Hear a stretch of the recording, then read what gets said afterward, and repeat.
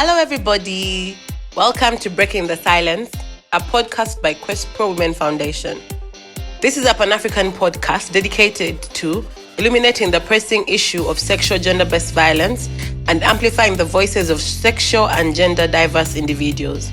My name is Samantha, your host, and together we'll explore the complex landscape of sexual gender-based violence across Africa, delve into the intersectionality of these experiences, and foster meaningful dialogue towards empowerment and change.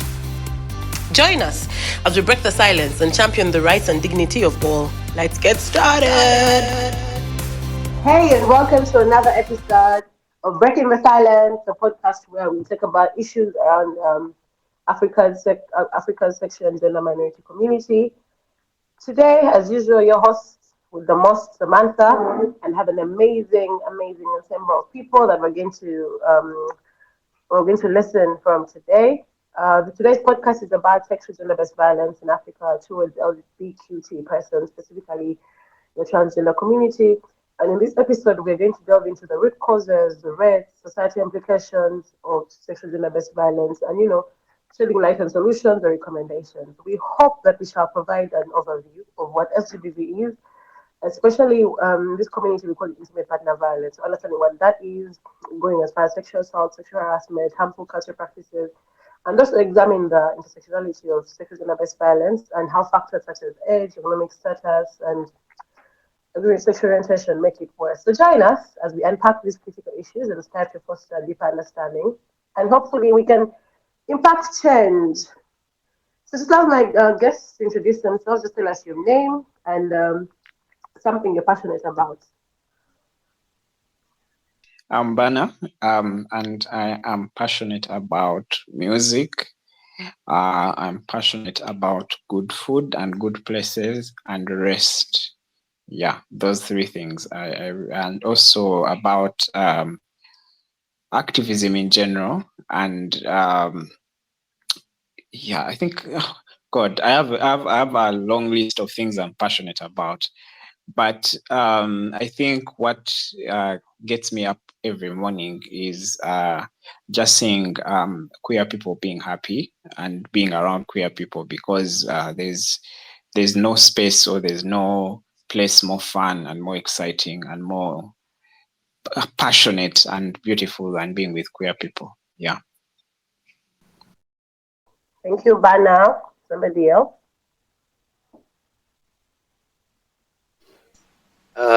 Hello, my name is Tai, and I am very, very passionate about creative arts, basically anything to do with music, poetry, art. I'm just really passionate about that. And then I'm also passionate about traveling and seeing the world in all its beautiful shapes and colors. Yeah, in a nutshell. Hi everyone, my name is Patience. I am passionate about watching crime. I love watching crime. Like it's my number one thing. I would literally watch crime from morning to evening. I'm also passionate about telling people the goodness of God, sharing the goodness of God, and drawing back LBQ people into drawing them back to their faith with God. So yeah, I love doing the work that I'm doing. I just love doing it every day. I think love just pushes me to do it. Oh, we're all done. Okay. All right. I don't know. I kept thinking there's somebody else that was going to speak. Okay, amazing. So let's just get right into the conversation. What is sexual gender-based violence? Sexual gender-based violence is just basically how negatively someone is treated based on, for lack of a better word, who they're attracted to or how they choose to live their lives or their sexuality. And yeah, so basically that's what I understand by it. It's how you're treated or how you're received by the community, both positive and negatively, based on your sexuality or sexual orientation.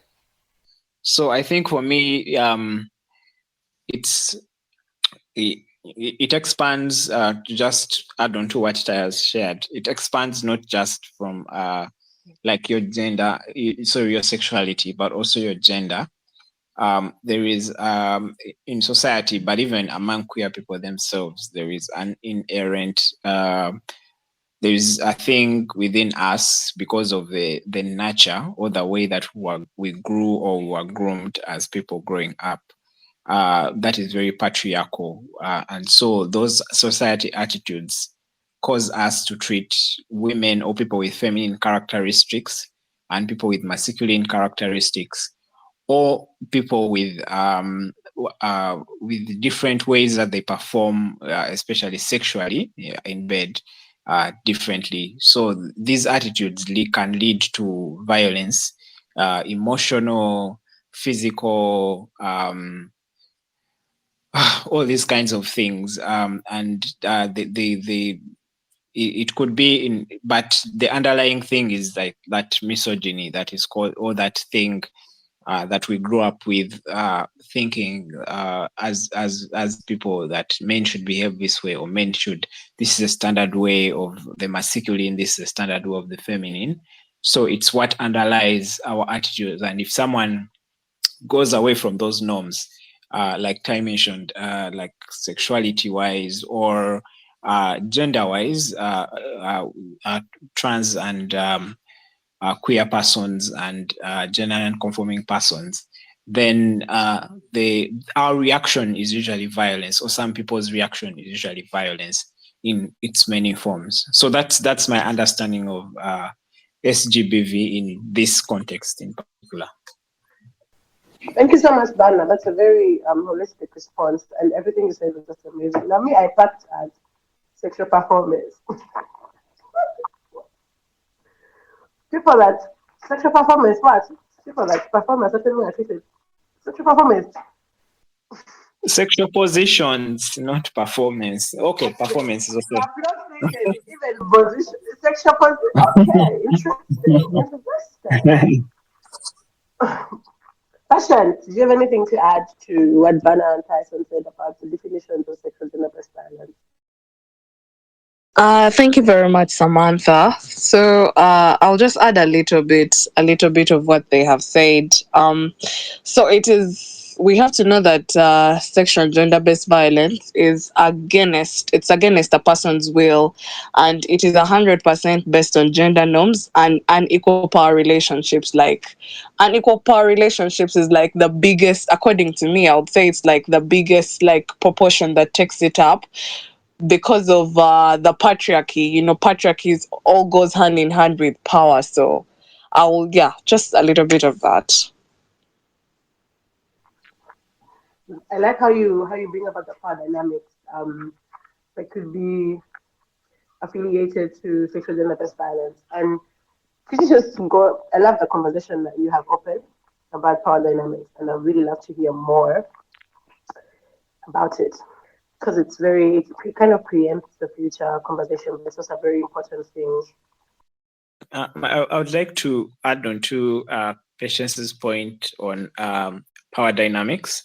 It's a very interesting aspect because sometimes it's not even the society that dictates the power dynamics in the relationships. Of course, the factors of patriarchy and our society, like our beliefs, our cultural beliefs from as we were growing up, and the society that we live in, affect them. But also the power dynamics also come in with education and social status and different factors, even like the level, the amount of money that one of the partners or the people in the relationship earns.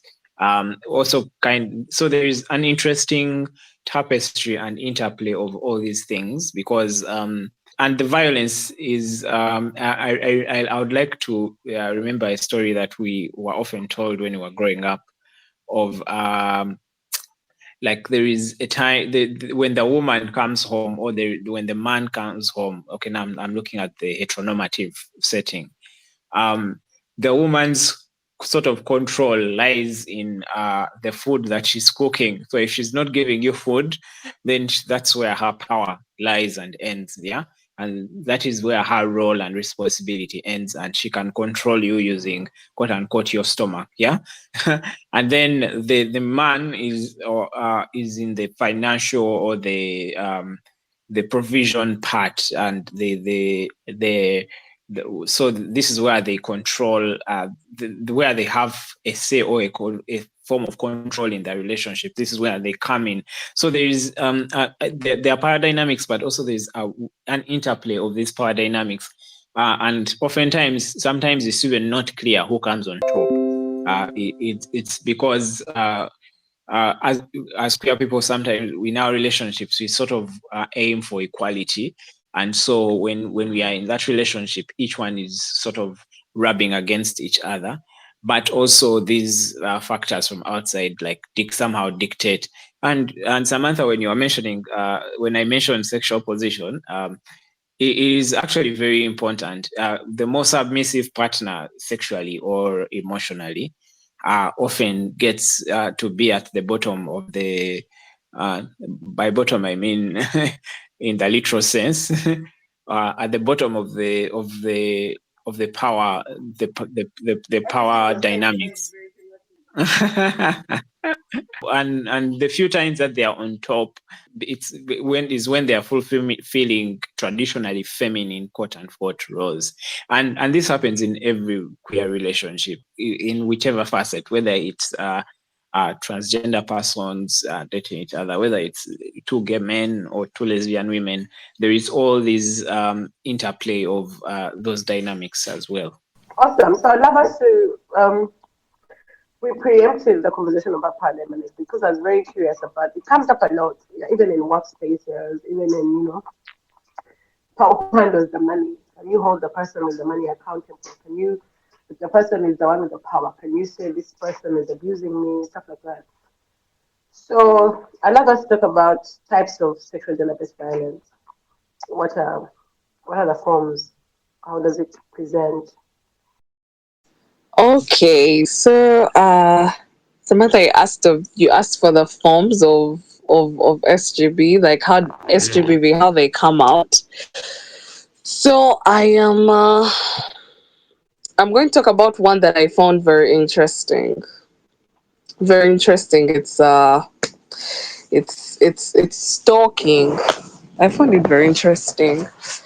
Uh that is the persistent and unwanted attention that causes fear or distress. It is so unfortunate. I don't know if it is possible in Uganda, if someone is stalking you and you get a restraining order like against them, or I don't know if Uganda even that law applies, if it even works, if it's even there. Like, is it there? And if it is there, does it even work? So stalking, then rape. Like, I've just finished campus, but I was about to fall victim of rape. The sex for in exchange for marks. I was about to fall victim for that. No, I didn't actually fall victim. I did not actually fall victim like formally, but I actually fell victim second-handedly.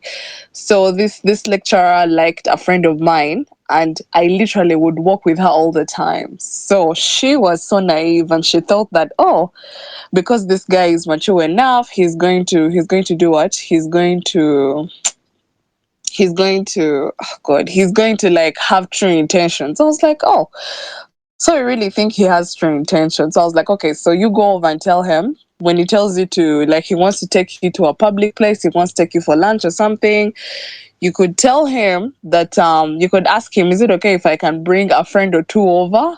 I I understand men do not like that aspect, but then the guy was like, no, do not. So he literally knew that I was the one who suggested that idea to her. So the guy ended up giving me a retake and he passed her, and I was like, how can he pass you? We both did not know this paper very well. Like, you get, we both were, like, I understand that, yes, it wasn't like, I wasn't supposed to temper into like high education and all that stuff, but I was like, we were both reading at the same place, but he favored her, even told her what to do. You get, he was like, oh, use two booklets and stuff like that. But what is it called? Yeah. So I fell a victim indirectly. It wasn't directly through rape, but I went in for it. Yeah, then child marriage, that is so common in Busoga. Busoga takes the second lead in Uganda, is it? Yeah. I was actually very surprised yesterday when the speaker spoke about the fact that they should come together as parliament to end teenage pregnancies, because when she was growing up she saw many of her sisters being given off at a very teenage age, whereby she had to simanya escape. I don't know if that is it. If she had to escape and come to the city and work as a housemaid and she educated herself, I was like, okay, we are getting a step closer. We're getting a step closer. Then I'm also seeing that there is also FGM, like the partial or total removal of external or female genitalia for non-medical reasons, or because it's cultural, nah, or because it's a cultural call. Yeah, so I'll not give Question. everything. Let other people answer. Did you know that polling is FGM? I beg your pardon. Did you know that polling is FGM? I did not know, but I actually did not do that crap. Too Okay, much go. information. Banan, yeah. I'm And then I was in a single sex school in Buganda. anybody And here then when wants to know about. I was in a single sex school in Buganda. So my friends in P6 were like, it was a whole topic. Oh my God, would you pull? Have you pulled? I was like, I'm not going to do that crap. I'm not going to do that crap. They were like, "Hey, girl, you have to pull." I reached senior one, senior two. My friends are still talking about the same topic. I was like, I would never do it. You girl, if you don't pull, Simanya, when I finished when I was working as a peer educator, there was our forgotten them, like the head of the peers was telling us, Shinati, she's a serious Muganda. She was telling us, you see, when you pull, the clitoris that is pulled acts as a And don't pull the blanket. clitoris, you people. But now, They you pull know, the this you was the can't kind even of don't know, class. they pull the Listen, one. guys, They pull the moving one. on. No, this is not that kind of conversation. Moving on away from questions and her pulling one with. Oh my God, I am still stuck at the blanket part. It acts as a blanket. I don't think I'm ever going to heal from that. Thank you, On top of Patience, that, for you didn't ask completely ruining my anything. consciousness. I think I have the two common forms of like two common forms that that I have seen or experienced are, I think one would be like the, is it socio-economical one, where someone is treated differently because of their sexuality at their workplace, simply because you're probably like feminine, you are put at the lower, you know, the lower side of your job, or even paid, bare minimum wage, because of, like, they will act like they are doing you a favor giving you this job, you Yeah. know. And I've seen that in like so many places, including the kind of work I do, where simply because I act a certain kind of way, I'll go and I'll go and like get a gig somewhere and be treated differently, paid differently, simply because I'm a little bit feminine, which I still find very, very ridiculous, but that's why we're here, right? Other would be the other would be the the other would be in relationships. There's a power play in relationships that makes some people feel like they are loved by condition, or they are in a relationship because uh, because they are the less option. I don't know how to put it, but someone would be in a relationship and they would be treated in a way that makes them feel like if they leave that relationship, they would not find anything better, because that person is really helping you and loving you for who you are, and then you have to act a certain kind of way for this person to keep loving you. You would have to conform to, trying to be masculine sometimes, simply because they told you so. They'll be like, So when my friends come around, you need to act a little bit masculine.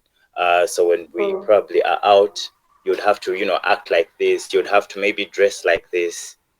I think those are the two common ones on my end. You guys are all you folks are very interesting. It's how we have very very grand, sexual gender based violence, and I'm feeling like we're, like how they say PLE is hard. The first question is 1+3, and then you say it cannot be 4. There's a hidden this, there's a hidden that, and how we have learned to invalidate the things that we feel like are regular. But no one has talked about physical Yeah. violence, and it's the most form of like people are being whooping people up in this place, you guys. People are looking for that. The new cool ones, digital harassment, There socioeconomic. is something. We were having a conversation with Tyson recently about it. So it's a weird trend, but it's a very common trend, especially LGBTQ men and trans women. Like someone will coerce you into taking, of course, intimate pictures, and then it becomes now like a thing, yeah. Or someone can like pimp you out or pimp out your digital privacy. I don't know if you get me. Like they can be like, okay, since you are staying with me, Tetwina said, sorry, sorry for using Uganda. We don't have food in the house, so we need to figure out this shit. Let's let me go sleep with this man, or go. There's a friend of mine who can give you money. You're the good-looking one of the two of us. Yeah, and then like you provide for.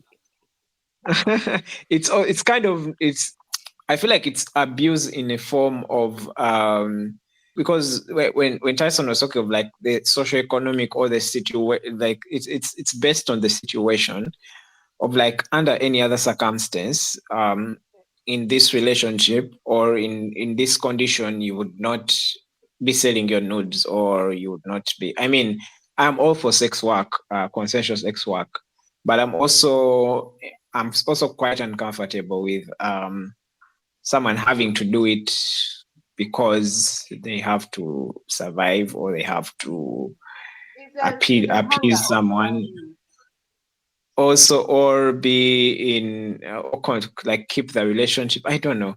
I'm conflicted on that as well, but I feel like it's a form of abuse. Is it hunger abuse? I mean, if we are hungry, it's not abuse. We are fixing it. Hunger abuse, Samantha. People don't think hunger is abuse. I think it Explain is. further, maybe. I think it is. Even like there is there is that like about education status and everything. When I have control over your, like, okay, not devices, but like maybe your passwords, or I'm the one more like I'm the tech person in the relationships. So probably I opened your email. Like there is that digital privacy thing that you're like, okay, you're giving away that digital part of yourself because of maybe education or something. And sometimes they take advantage of that, or like maybe they have access to your WhatsApp, your messages, so they can, yeah, they're like, oh, since for you don't know how to use WhatsApp or something, or you know how to use it, but me, I have better access to it. Yeah, there is that digital, like you mentioned, it's so many factors in that sense. I think it also goes back to Precious' issue on power dynamics. Yeah, it keeps on like I feel like the recurring theme under all this is the power dynamics. The who has the power, the person with the power is the one that would ideally be the abuser. But it's not always the fact. Sometimes what we see as power dynamics, that's what one of the things that actually makes people be afraid to speak up. Brings us to our next point. why aren't sexual and gender minority people, why aren't we having these conversations about sexual gender-based violence? Why aren't we reporting these cases? Why aren't we why is there so much silence? And I think we only see people talk about GBV around 16 days of activism, but like, why aren't we, if we realize that it's in the subtleties of even opening someone's WhatsApp, then why aren't we making these regular conversations? Why aren't we, finding ways around this thing? Uh, I think as GBVs, we reach a point and believe these people. There's someone who has gone through maybe like psychological violence or verbal violence, and they've reached an extent of believing these people that even speaking out to this kind of abuse becomes something they're afraid to table and have a conversation about, because maybe they've grown up being told you're not good enough, you shouldn't look like that, you shouldn't walk like that, you maybe should not talk with these people, you should not do the A, B, C, and D. And we've reached a point of believing, all of this abuse that we've taken in for a very long time, because no one ever teaches you how to speak up.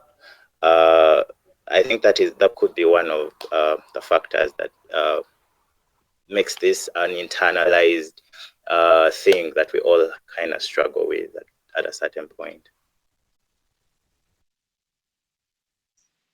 I'll just add on what Ty said. Ty is actually very right.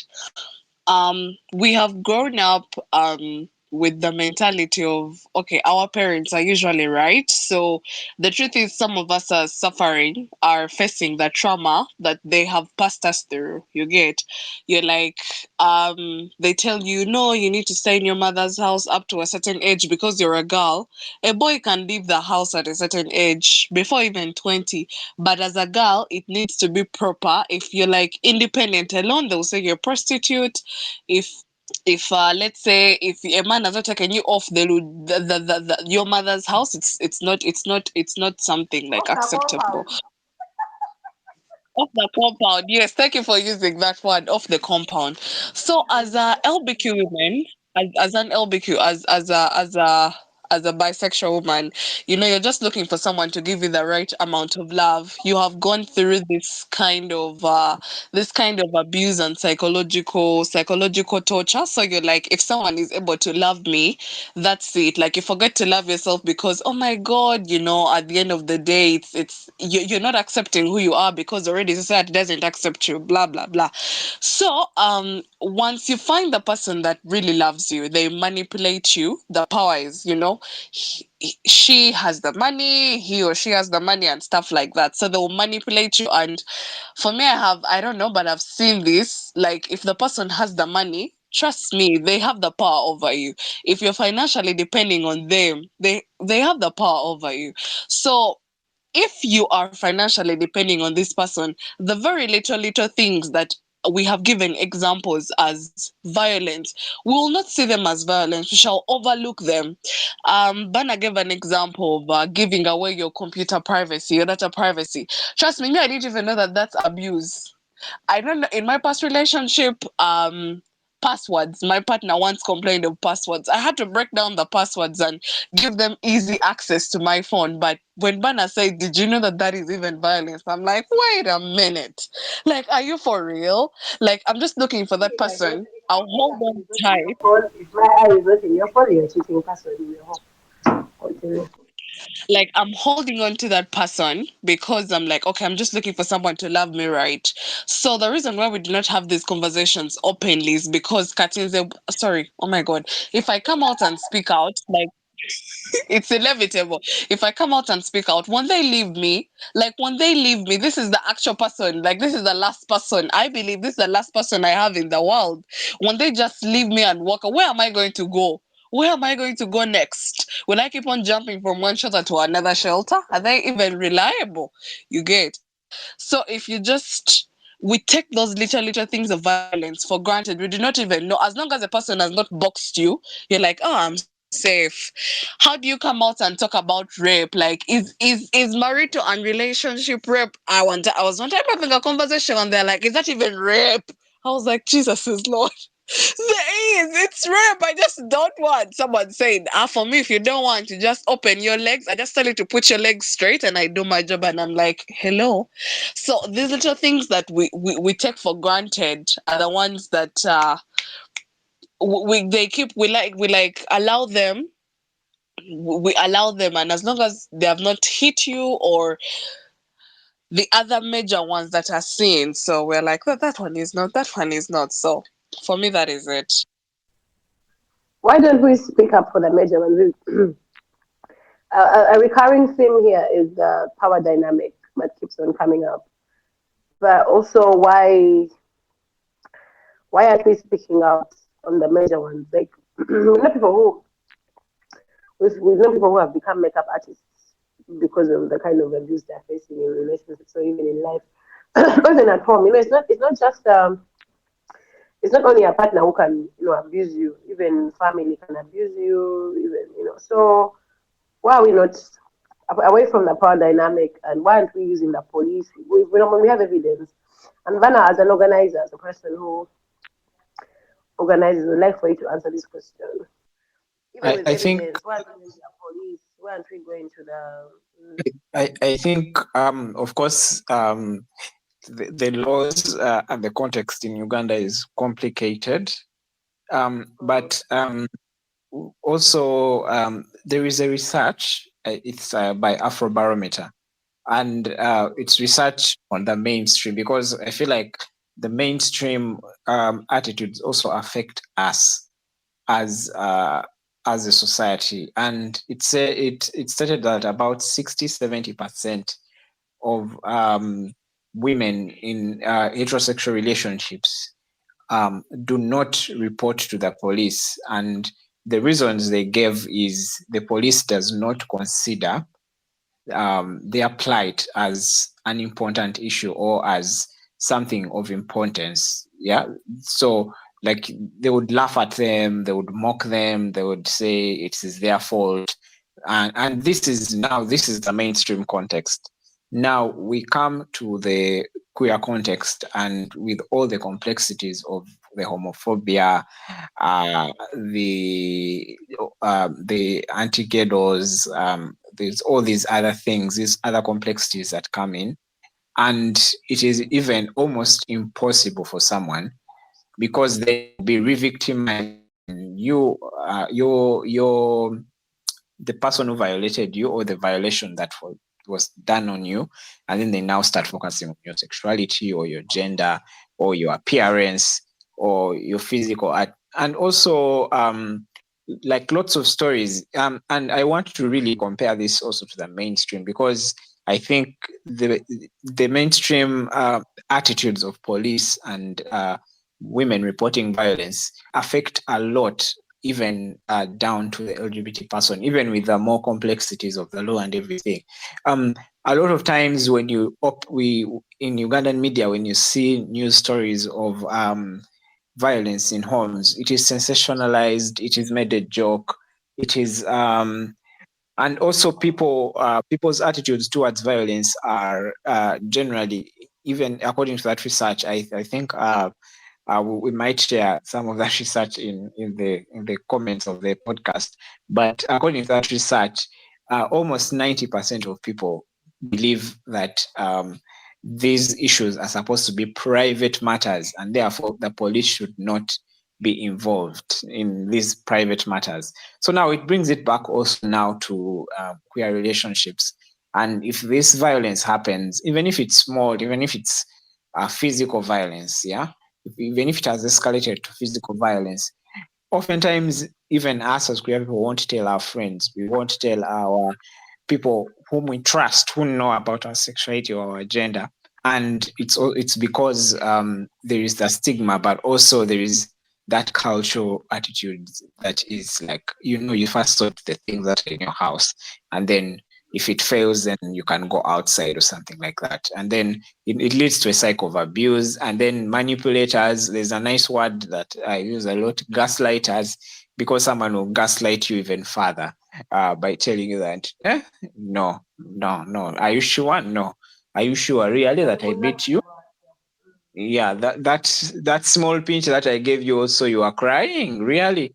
Yeah. So there is a lot of those dynamics, and it comes back to the general society, but of course the laws and the legal context around queer people makes it worse, 100 times worse. Yeah. Okay. What are we doing as community, as people? Now we've seen that the law is not on our side. We've seen that there's a lot of, even the society in itself has kind of like glorified abuse and set a pedestal for people that are abusing. What are we doing? What can we do in our different capacities, to combat sexual gender based violence? And I'll start with Ty. I understand you're also like sort of like an artist. What can we Pardon? do? Like, I understand you're sort of like an artist. What can we do in our different capacities to, first of all, to combat sexual gender based violence? And combating would involve Yeah. raising awareness, controlling its Yeah. prevalence, things like that. Yeah. I think, and I'm gonna speak as an artist, as you're saying. I think as an artist, I should completely, in my artistry, uh, let people know that this is not normal, because some people Mm, do such abuse to other people thinking it's normal, like it's okay. They probably grew up in families that were like that, or like mom was being treated a certain kind of way by dad, and they think that is the normal way to go. But mm. I think just creating awareness of how not normal and not good this is, and then, you know, I think we can maybe start from there, because I think people normalizing abuse is the sole reason why it's escalating with every other day. Passions. What can we do? I'll literally agree with Ty to basically when we have even off, if it's off technical dialogues and people are having dialogues about this, we should not gaslight, we should not judge, we should not laugh, we should there is also what someone said. I was reading one time someone, and the person was like, I hate it when I'm explaining something about myself and the person is like, me too. so Right? so I think probably we should first not say me too. Are you sure? Like for real? We should just say mm, like keep them going for them to keep on pouring, provide a support system for them, like some organizations are already doing. And also I have seen back then when I was working at the hospital, when I was still a peer educator, whenever marisops would come to talk about family planning and all that, they would basically talk to the women. But when the women go back and tell the men take it in another way. So I think we should also engage the other parties. You like have just open dialogues with both the boys and girls, even in the queer relationships, with all the parties involved. Do not let the feminine one speak alone and the other one speak alone. Let's just make it a mixed thing. These ones may have a whole different view of what we already know, but I think that's one part that is lacking, is engaging both parties on board. Yeah, basically that. Vanna, what do you think can be done?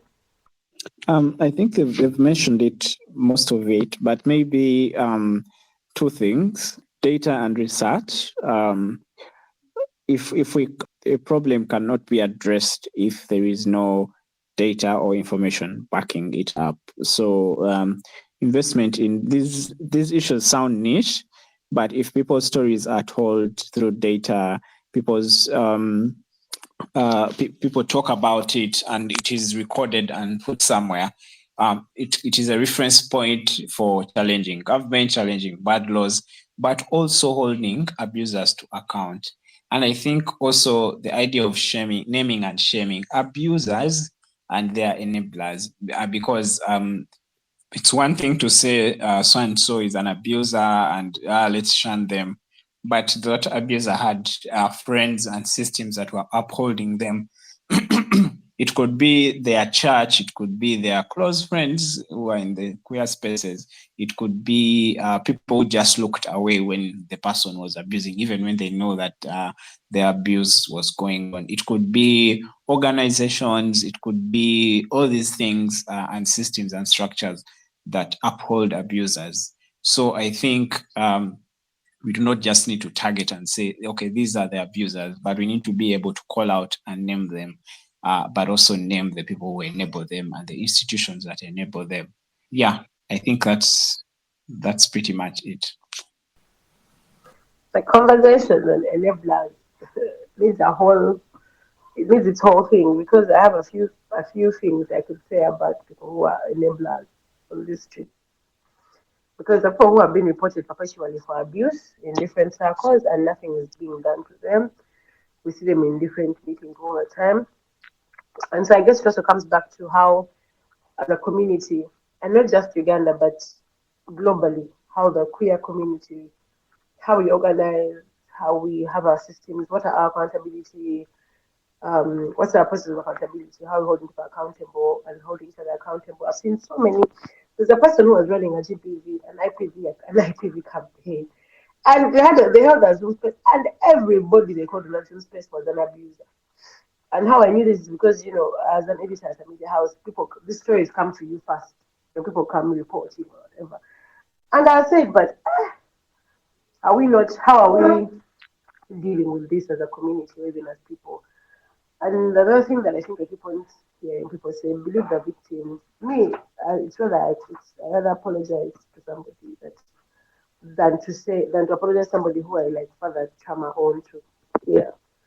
I guess we've known the ways, we've known the hows, we've known the whys, we've known how we can combat it. We're coming to the end of this amazing conversation. It's a very long conversation. Maybe we'll have a part 2 sometime soon, because we'll have to get into the nuances of each abuse. We just keep on touching and going. I hope the listeners can go into this research. What is digital abuse? What is emotional abuse? What is socioeconomic abuse? What is physical? Just so we've thrown the job of a journalist is start conversation. We have started the conversation. We've thrown the stone into the honestness. So we wait to see people will pick it up and try to wield them on their own. As a community, we need to work on our accountability structures, and globally as a queer community, even as a general community, because we've seen this in there's this amazing lawyer, Samantha Moisigo. I think we've all been following her case. It's been going on for years, where she's suing a judge for sexual harassment. Every day they go to court, every day they come back, and her case is in court up to now. And so we've seen how, as society, we're just lazy around sexual gender-based violence. We're just lazy around. Have you spoken to the person? What have they done to the person to do?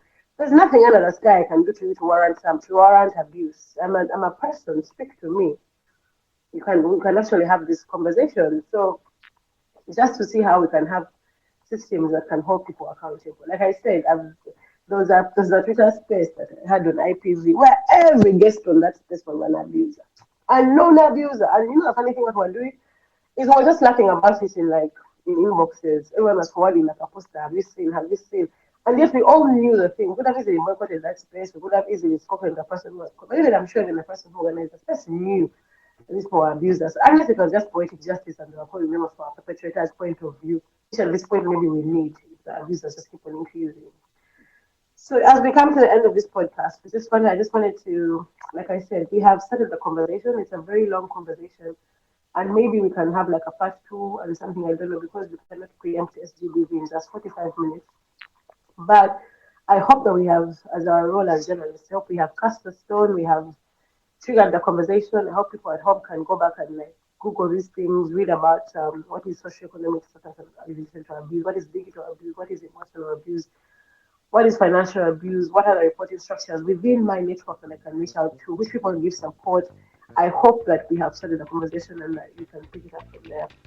I was calling on to everybody in this podcast to give their parting shots. As we close this podcast, everybody say one last final thing that they'd love to say. that people are listening to us. I think I'll start with Banner this time. I thought I chose in Patience, but now I've chosen Banner. So let me go Banner, Patience, and then Ty.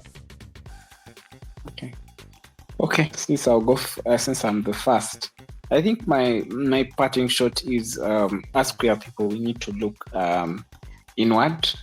We need to do a reality check as a community, and because one of the most depressing things when people are abused and they have no avenue to report or to be helped or to be given resources.